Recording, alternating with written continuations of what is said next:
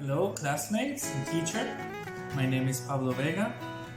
I will be answering the questionnaire based on the video of the action-oriented approach.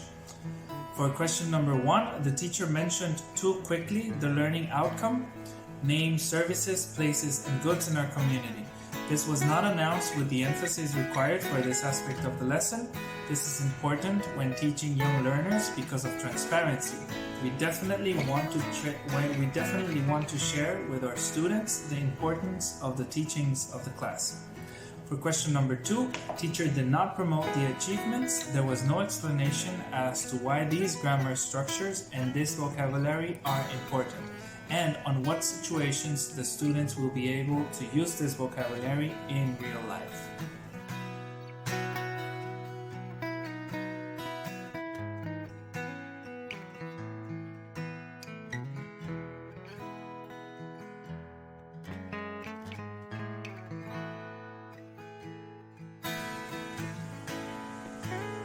Question number 3, in most activities, all skills are used and reinforced except writing. The major focus is, however, on listening and speaking, as the teacher makes them produce using the language and the vocabulary necessary, whilst correcting them for better pronunciation. On number 4, I can tell since initially the warm-up, the pre-task and the task rehearsal are teacher-centered. As the activity, as the lesson unfolds, students win more autonomy and take ownership of the class. This is an agreement with what is mentioned on page 178 of the book that says, the variety within a lesson is important.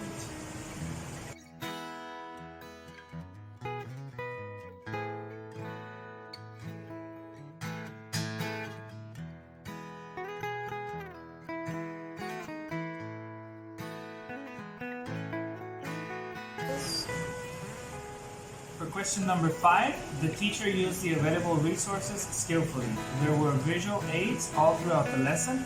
The whiteboard was used to help students visualize the grammar structures. The materials were on point. As mentioned on the book Essential Teacher Knowledge by Jeremy Harmer, the best activities and materials are those which don't take a lot of time to prepare. Also, error correction techniques were applied immediately when necessary, and questions were made to assess if students understood the instructions. For question number 6, at one point one student makes a mistake, placing the grocery flashcard on the goods column when it was meant for the places column.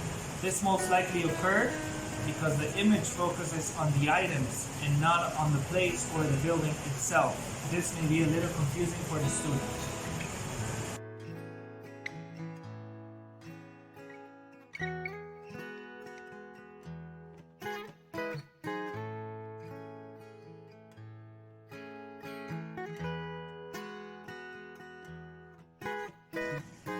For question number 7, yes, the teacher used the correct tone to reach the whole class, including the students on the back.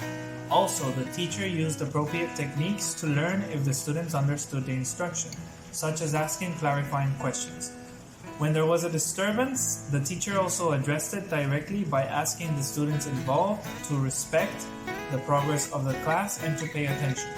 For question number 8, yes, in the warm-up there was no use of materials. It was teacher-centered and based on the game of charades. This is precisely the stage where I would not use materials, as it is supposed to be fun, and also it doesn't necessarily need to be related to the topic at hand. This stage may or may not be related to the topic, and it shouldn't be structured or use the grammar structures. There's no need for it. Furthermore, as declared by Jeremy Harmer in the aforementioned book, a lot of learning happens when people just talk to each other without using materials.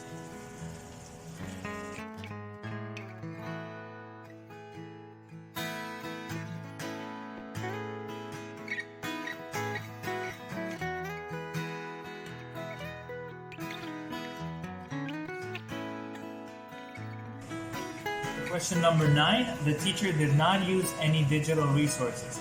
I would improve this with audio to aid students in getting more pronunciation input. Maybe a story, a dialogue, or a song including occupations, goods, and services. For question number 10, the last one, at the end of the class there was a self-assessment activity where students are asked to produce sentences using the vocabulary from the memory game activity. This was the perfect opportunity for students to use the vocabulary and for the teacher to praise them, giving them the thumbs up, and to correct the pronunciation. This was appropriate for the age and desired language outcomes as it strictly used the studied vocabulary. Thank you very much.